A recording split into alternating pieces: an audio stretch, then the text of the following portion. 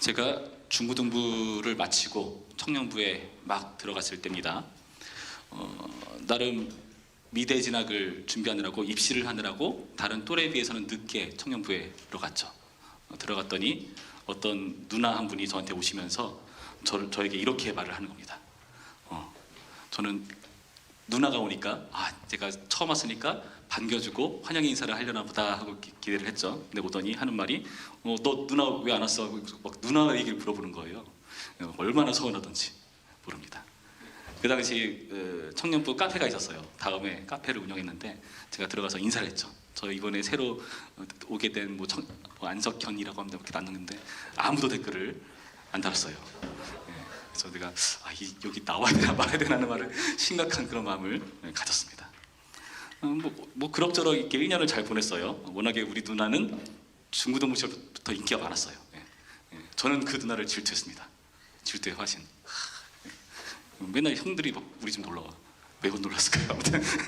아무튼 그럭저럭 1년을 잘 보내고 이렇게 열심히 활동하다 보니까 어느덧 뭐 목자를 하려고 해서 그 당시 목자, 지금은 목자를 부르지만 그 당시 성공부 인도자죠. 하게 돼서 하게 됐고 얼떨결에 차한팀도 들라고 해서 들었고 차한팀 들었는데 뭐 할 게 있나요? 보통 할 거 없으면 보통 하는 게 죄송하지만은 싱어거든요. 지금도 죄송합니다. 애매하거든요. 뭐 할 거 있는 건 아니고 여러분 원래 찬양은요 비주얼로 하는 거예요. 자리를 채우는 게 됩니다. 근데 가니까 할 게 없잖아요. 그러니까 뭐 뭘 압니까? 그러니까 가서 좀 일찍 가가지고 그 당시 찬양 인도자가 지금은 잘 모르겠지만 그 당시 찬양 인도자 되게 게을렀어요. 그래서 맨날 늦게 와. 나 먼저 와가지고 하는 게 뭐죠? 세팅. 본당 그 막 꼭대기층에 있는 거 베이스 앰프 이따만한 거 다 들고 막 끙끙거리면서 막 지하실로 내리고 막 그렇게 세팅했던 기억이 납니다. 그렇게 하루하루를 보내는 거죠. 하루는 이렇게 여름 수련회 기간이 다가왔어요. 제가 영어부터 청년부까지 모든 수련회를 다 참여했습니다. 마지막쯤 되니까 진짜 잠만 자게 되더라고요. 그러니까 그 초등부 애가 말하더라고요. 선생님 왜 잠만 자요? 맨날 저한테 불러서 내가 속으로 네가 나대 봐라 어떻게 이렇게 안 버티나 막 그런 생각을 했었습니다. 어느 날 초등부 아이들이 교회 뒤편에서 이렇게 불꽃놀이 장난하다가 불꽃이 화장실 창문으로 탁 켰어요. 불이 났습니다. 불이 나니까 어떻게 막 뛰어가서 보는 거죠. 저도 멍하니 보고 있죠. 뭐 이런 광경 처음이니까. 근데 청년부 목사님 오시더니 저 옆에 있잖아요. 툭 내린 거예요. 그러니까 들어갔어요. 나도 모르게 거기 들어가 있던 거야 내가 혼자. 그래서 그 청년 목사님 이렇게 호스 이렇게 연결해주고 저는 거기 다리서 막 쏘고. 아까 찬양 가사 있잖아요. 불 속에서도 휩싸일 때도 저의 노래입니다. 한 번은 청년부에 30세 정도 된 그 대표 형님 한 분 계셨거든요. 그 형님이 딱 카리스마 있게 막 청년부를 따다닥 추진하는 그런 형님이세요. 전화합니다. 부르더라고요. 왜 부르나 갔더니 지금부터 물탱크를 청소해야 된대요. 그래서 물탱크가 한 요 드럼 부스 정도 돼요. 높이 한 요 천 정도 되고 거기를 펜티엄 입고 들어가는 거예요. 들어가서 역시 수세미 가지고 팍팍 문지르는 거죠. 그런 식으로 저는 물속에도 불속에도 들어가면서 열심히 하나님께 헌신했던 기억이 납니다. 나중에 막 그런 생각 들더라고요. 너무 힘든 거예요. 어느 정도 하냐면은 목사님이 툭 하면 전화해. 청년부 목사님이 가면은 그때 막 교회를 막 이전해야 되니까 막 나무 심어야 되고 형들이 부르면 가가지고 야 우리 교회 이전하니까 공사장이죠. 벽들을 훔쳐갈 수 있대. 그러니까 우리가 오늘 불침번호 써야 돼. 자는 거예요 거기서 버티고. 그렇게 하루하루를 보냈어요. 또 한 번은 목사님이 전화 오셨어요. 또 이번에 뭔 일인가 봤더니 나오라는 거예요. 무조건 갔죠. 뭐였는지 아세요? 족구하세요. 족구했습니다. 가까운 거리가 아니었는데 버스도 한번 갈아타야 되고 30분 걸어가는 교회였는데 그렇게 부르면 가서 족구하고 나무 심고 청소하고 이렇게 하루하루를 보냈던 기억이 납니다. 하나님의 일을 하는 게 저는 청년 시절에 어떨 때는 좀 스트레스였어요. 저의 타고난 성품상 성실하게 하려고 애를 썼지만은 그 기질로 하는 거는 한계가 있더라고요. 기질로 하다 보니까 지치고 힘들고 하나만 좀 했으면 좋겠다 싶기도 하고 맨날 담임 목사님은 강대상 올라가서 청년들이 요즘 힘이 없어 그래서 막 다른 데 청년부랑 축구를 했는데 졌나 봐요. 난 거기 참여도 안 했는데 우리 청년들이 이길 줄 알았어 그래서 막 얘기하시는데 어찌나 서럽던지 또 별의별 일이 다 있었습니다. 여러분, 그때 제가 하나님께 기도했어요. 하나님, 너무 힘든데요. 하나님이 이렇게 힘든 건가요? 주일로 고통을 느꼈을 때 주님께서 저에게 주신 응답은 그거였습니다. 그 달란트를 받은 종들의 비유를 이렇게 떠오르게 하시면서 그 한 달란트 받은 종은 물론 책만 받지만은 그 외 세 달란트였나요? 두 달란트였나 기억이 안 나네. 두 달란트, 다섯 달란트 받은 그 사람들 그에 대한 그 이윤을 남기죠. 그에 대해서 칭찬하는 그 하나님의 말씀을 들려주시는데요. 뭐 똑같이 칭찬하시죠. 토시는 안 들리고요. 잘하도다 충성된 종아. 기본적인 내용은 그거죠. 내가 작은 일에 충성했다. 그래서 너는 내 주인의 즐거움에 참여한다. 그 말씀을 주시더라고요. 뭐 확 와닿는 말은 아니었지만 내가 이렇게 고생하는 게 주님의 즐거움에 참여하는 일이라니 하는 생각을 가졌습니다. 그래서 그 즐거움이 뭘까를 생각하면서 버티면서 지내왔습니다. 그러다 보니까 어느덧 찬양 인도도 하고 앉았고 어느덧 교사도 하고 앉았고 그러다 보니까 지금 이 자리까지 왔어요. 하나님의 즐거움, 여러분, 하나님의 즐거움을 여러분 모두가 누리시기를 축복합니다. 예. 하나님을 하다가 여러분 이렇게 힘들 때가 있어요. 그럴 때 있지 않나요? 저만 그런가요? 제가 경험한 얘기 들으니까 별거 아닌 것처럼 느껴지잖아요. 우리 여러분들이 힘들 때가 물론 있습니다. 여러분 사실 여러분이 하나님 일을 하는데 한두 가지만 하는 경우만 있지는 않잖아요. 대부분 아닌가요? 하나도 안 하시나요? 그러면 안 돼요. 한두 가지 이상합니다. 어떤 분은 교사로, 청년부 임원으로. 작년에 우리 청년부 임원들이 그랬죠. 임원들이 뭐 여러 가지 것들을 다 해야 됐어요. 지금은 좀 분산을 시켜가지고 좀 나아졌는데 그런 고통과 신음이 터져나오는 법입니다. 오늘 본문에 바룩이라는 사람이 그러했어요. 바룩이 어떻게 하는가 보시면은 이 바룩이 어떤 역할을 하는 사람인가를 먼저 볼 필요가 있어요. 1절 말씀 보시면은 네리의 아들 바룩이 예레미야가 불러주는 대로 이 모든 말을 책에 기록하니라. 예레미야의 말을 받아 적는 역할을 하는 사람이었습니다. 예레미야는 지금 갇혀 있어요. 그러니까 그의 역할을 지금 이 바룩이 대신 받아서 적기만 하나요? 실제로 가서 선포하고 막 이런 일을 하는 사람이었습니다.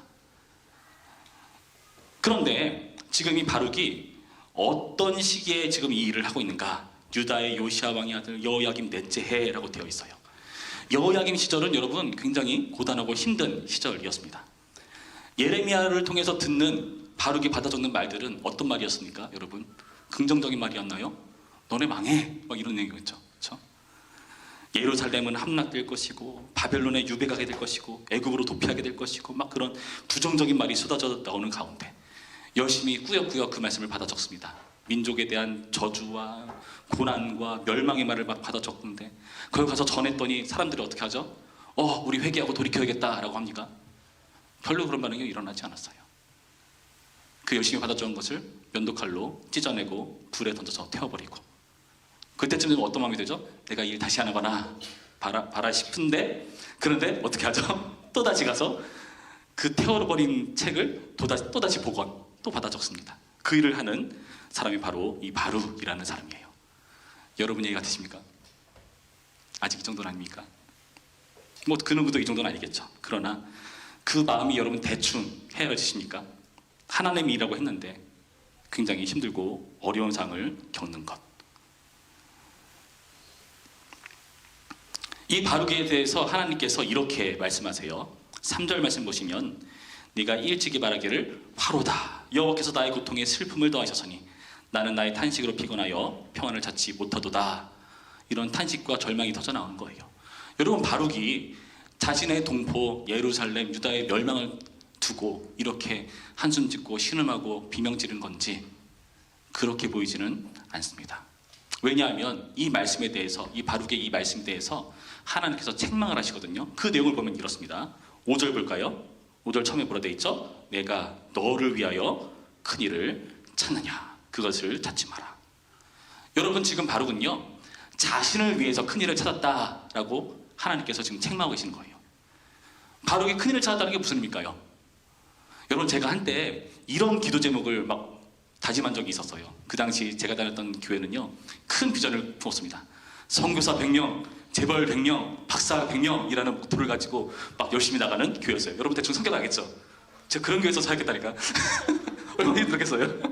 그래서 내가 기도 제목 썼죠. 하나님, 제가 선교사는 부담스럽고 재벌, 그래 재벌 좋다, 재벌. 재벌, 유명한 하나님의 일하는 사람 되게 주세요. 막 그러겠죠. 근데 나중에 하나님 보여주신 건 뭐냐면은 그런 하나님의 사역하는 것보다는 유명한이 더 컸다는 것을 나중에 보여주시더라고요. 아, 그래서 기도가 안 이루어진 거구나 하는 생각을 그때 가지게 되었습니다. 여러분, 우리가 주님의 일을 감당한다는 것은요, 사실 이름도 없이 빛도 없이 하는 경우가 훨씬 많아요. 내가 이름을 위해서, 명예를 위해서 일을 한다? 여러분, 다른 일을 하는 게 훨씬 낫습니다. 우리 교사로 수고하시는 분들 해보니까 어떻습니까?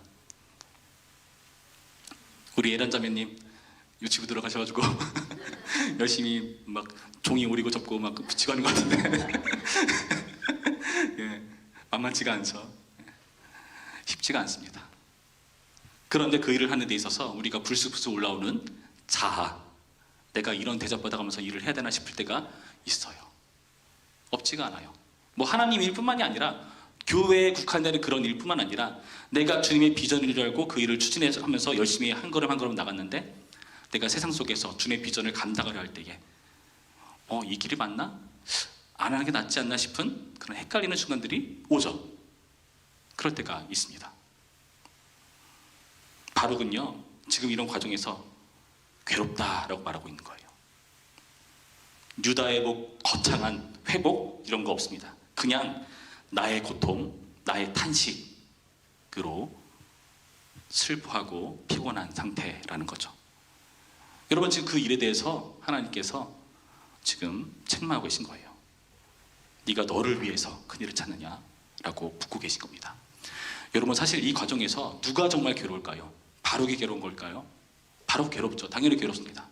그러나 지금 이 심판의 과정 속에서 가장 괴로운 사람은 누굴지, 사람은 아니구나, 가장 괴로운 존재가 누굴지를 생각하셔야 돼요.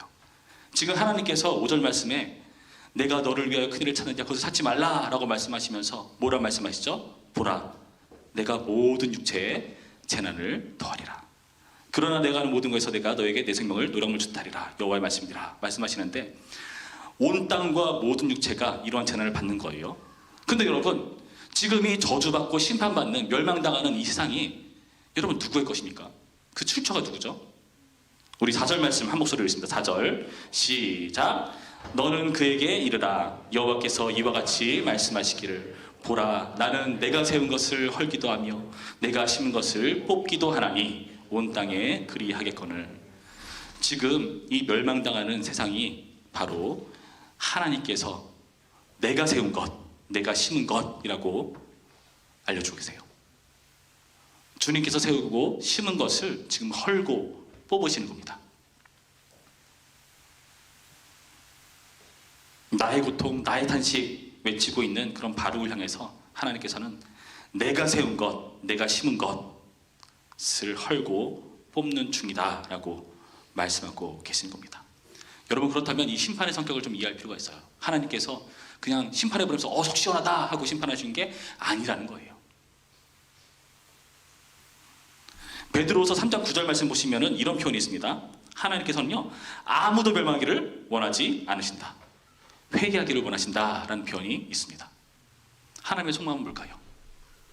오죽하면은 심판의 과정에 이르렀는가를 여러분 생각해 보셔야 돼요. 저는 정말 이해 안 됐던 성경 구절 중에 하나가 요한계시록 마지막이었습니다. 내가 속히 올게 하고 2000년 넘도록 하고 계세요. 주여 언제 오십니까? 왜 안 오실까요? 어떤 목사님은 그렇게 설명하시더라고요. 하나님의 시간과 우리의 시간 개념이 다르기 때문에 그분의 속히는 우리가 생각하는 속히가 아닐 수 있다.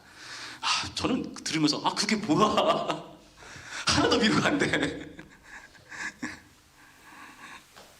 여러분, 그런 의미가 아니죠. 왜 하나님께서 아직까지 안 오고 계시는가? 속히 오겠다고 말씀하시고요. 이 땅 가운데 오래 참으시고요. 그분의 속히가 우리가 많은 사람을 다 얻고 구원받기를 원하는 속히라는 것을 이해할 필요가 있어요.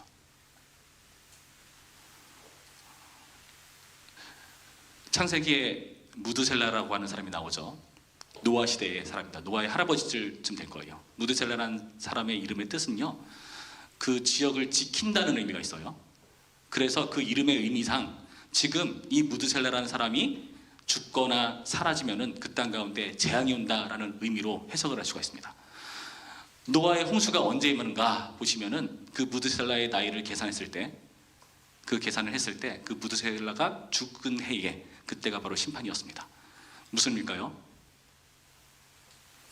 여러분 재밌게도요, 무드셀라가요 성경에서 가장 오래 산 사람이에요. 하나님의 마음이 느껴지십니까?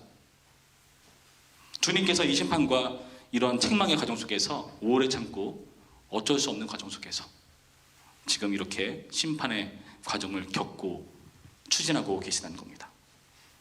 하나님께서 가장 괴로운 분이시죠. 그리고 그 과정이 바룩에게 고통과 슬픔으로 다가올 수도 있습니다. 그런데 하나님께서는 이 과정 속에서 지금 이 바룩에게 주시는 말씀을 잘 보셔야 돼요. 지금 하나님께서 어떻게 말씀하시는가? 지금 온 땅이 헐고 뽑아지는 이 상황 속에서, 모든 육체 가운데 재난을 내리시는 이 과정 속에서 바룩은 어떠한 사람으로 남아있는가? 5절 뒷부분 뭐라 되어 있죠? 그러나 네가 가는 모든 곳에서는 내가 너에게 내 생명을 노랑물 주듯 하리라. 모든 육체가 멸망당하고 심판당하는 그 상황 속에서 지금 이 바룩은요, 생명을 노량물 주듯 한다. 노량물이 뭐죠? 노량물이라는 것은 전쟁 이후에 그 전리품을 취하는 걸 말합니다. 생명을 전리품처럼 얻게 된다는 거예요. 그러니까 그 상황 속에서도 살아남는다는 거죠. 근데 이게 전리품이라는 표현을 쓰고 있습니다. 전리품이라는 표현을 쓴다는 것은 무슨 의미일까요? 전쟁과 같은 힘들고 어려운 상황을 지금 염두에 두고 말씀하시는 거예요. 여러분, 그래서요, 여러분이 나의 고통, 나의 탄식 이러는 것은 아마 여러분이 지금까지 살아오는 과정 속에서 이전에 경험하지 못했던 그런 괴롭고 힘든 상황이 때문에 그런 탄식이 터져 나오는 걸 겁니다. 전쟁과 같은 상황이라는 거예요. 그러나 그 전쟁 끝에 여러분의 생명은 노량물처럼 주어진다는 사실을 여러분 이 말씀을 통해서 얻으시기 바랍니다. 아직도 가끔 이해가 잘 안 되는 말씀, 내 주인의 즐거움에 참여할지어다 라는 그 말씀이 어떨 때는 조금 이해가 되기도 하고 아닌 것 같기도 하고 싶을 때가 있습니다. 하나님의 즐거움에 참여한다는 게 뭘까요? 하나님의 즐거움이라는 게 뭘까요? 생명을 노량물처럼 얻는다는 게 뭘까요? 사실 그게 정말 시원하게 와닿는 경우는 별로 없어요. 그러나 저는 그것을 반드시 확인하게 된 날이 올 겁니다. 지금 그 과정 중에 있죠. 여러분께서 저는 이 생명을 소유한 자가 되었으면 좋겠습니다. 하나님께서 지금 이 고통을요, 단순히 너네 당해라가 아니라 자기의 고통으로 지금 추진하고 계신다는 사실을 여러분 놓쳐서는 안 되는 거죠. 내가 세운 것을 헐고 내가 심은 것을 뽑는 여러분 그 심정을 헤아리시기 바래요.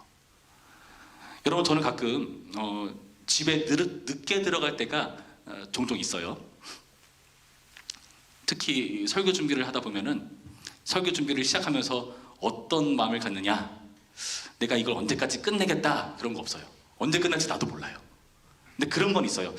비교적 빨리 끝날 것 같다라는 느낌이 들 때도 가끔 있긴 해요. 근데 대부분 예수님 왜 말씀을 이렇게 하셔가지고 이게 무슨 뜻입니까 싶을 때가 엄청나게 많습니다. 머리 쥐어싸내고 기도하고 하나님 무슨 뜻이에요 막 물어보는 거죠. 근데 저는 집에 어떤 의무를 가지는가, 내가 집에 언제까지 들어가겠다라는 것을 알려줘야 될 의무가 있어요. 왜 그 의무가 있을까요? 전해줘야 아내가 식사 준비를 어떻게 하느냐가 결정되거든요. 이게 별로 안 하다는구나. 열심히 요리를 준비했어요. 근데 이 양반이 안 와. 여러분, 식사라는 게 지금부터 준비할게 뚝딱 회전율 좋은 식당처럼 그렇게 되는 게 아니잖아요. 그렇죠? 그래도 최소한 몇 시간 전에 알려줘야 준비를 하는 거잖아요. 그렇죠? 예. 그래서 저는 가급적 일찍 알려주고 싶은데 저도 모르겠어요, 제가 언제 끝날지. 그러니까 참 난감할 때가 있습니다. 그래서 아내 마음이 상할 때는 언제냐, 내가 언제 들어갈지 끝까지 알려주다가 결국에 시사대를 놓쳤을 때 너무나 많이 힘들어 하더군요. 내가 정성스럽게 준비한 음식이 식었을 때. 여러분, 엄마의 그 잔소리와 비명을 이해하셔야 됩니다. 여러분, 방에 문 닫고 틀어박혀가지고 SNS에 빠져 있을 때 엄마가 막 소리 지르잖아요. 막 밥 먹으라고 빨리 나오라고. 예. 처음부터 소리 지르는 게 아닐 거예요. 그렇죠? 여러분이 하도 집중해야 하니까 그 전에 말했던 소리가 안 들렸을 확률이 더 높아요. 그렇죠? 소리 질렀을 때는 벌써 몇 차례 말한 거죠. 어머니는 왜 식사를 빨리 먹어야 한다고 닥달을 하는 걸까요? 왜 그럴까요, 여러분? 음식은 식거든요. 식으면 맛이 없어요. 이 당연한 진리를 우리는 몰라. 그렇죠? 이거를 아는 어머니께서 우리를 닥달하시는 겁니다. 먹으라고. 뜨끈뜨끈하고 가장 맛있을 때 먹으라고 하시는 겁니다. 여러분, 그 음식을 결국에 식어서 마음껏 즐기지 못할 때 그 서운함 어떨까요? 하나님은요, 자기가 심으시고 만드신 것을요 헐고 무너뜨리시는 거예요. 예수님이 준다는 것은 어떨까요? 예수님은 하나님께서 만드신 창조물이 아니시잖아요. 그분이 하나님이시잖아요. 그걸 훨씬 더 뛰어넘어서 자신이 죽는 그 각오를 하시는 겁니다. 그 예수님의 죽으심으로 우리가 생명을 누리잖아요. 지금 이 예루살렘 유다의 멸망을 통해서 하나님께서 바로에게 주시고자 하실 말씀은 그 가운데서 너네는 생명을 누린다 말씀하십니다. 예수님께서 죽으셔서 우리는 생명을 누리는 존재들입니다. 물론 그 예수님의 뜻을 쫓느라고 전쟁처럼 괴로운 상황을 겪고 있는지 몰라요. 그러나 그때야 우리의 생명은요 전리품처럼 값지게 귀하게 여겨지는 거죠. 여러분, 이 원리를 잘 이해하시기 바랍니다. 베드로전서 2장 19절부터의 말씀, 좀 길지만 좀 찾아볼까요? 베드로전서 2장 19절부터 25절까지의 말씀입니다. 베드로전서 2장 19절부터 25절까지의 말씀, 신약성경 379면에 있습니다. 제가 19절 먼저 읽을게요. 부당하게 고난을 받아도 하나님을 생각함으로 슬픔을 참으면 이는 아름다우나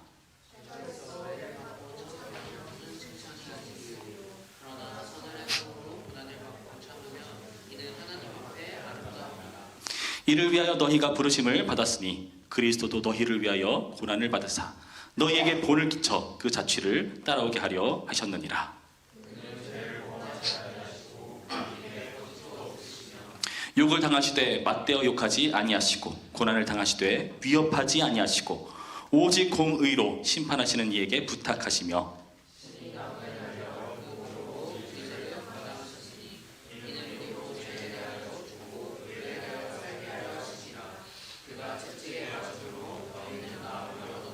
함께 했습니다.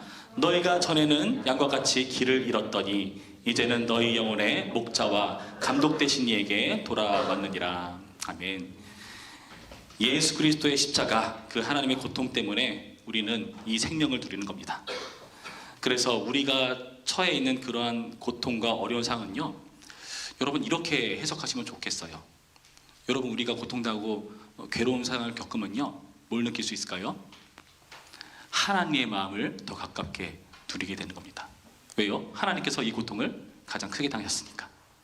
그래서요, 여러분 그 하나님의 일들, 여러분에게 주어진 하나님의 비전들을 감당할 때에 힘들고 어렵다. 그러면은 주님의 일들을 추진하는 과정 속에서 주님 본인이 당하신 그 고통과 괴로움을 여러분 조금이나마, 아주 약하게나마 짐작할 수가 있는 거죠.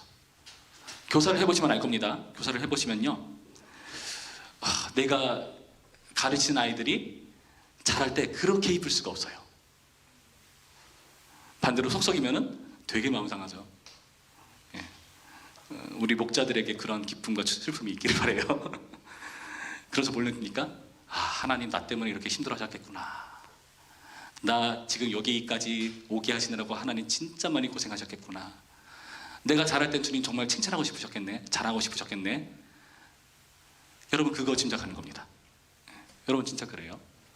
목자로 얼떨결에 수고하시는 소리 섬기시는 우리 목자, 부목자 여러분, 여러분 지금 내가 어쩌다가 이 자리에 앉게 된지 잘 모르겠죠.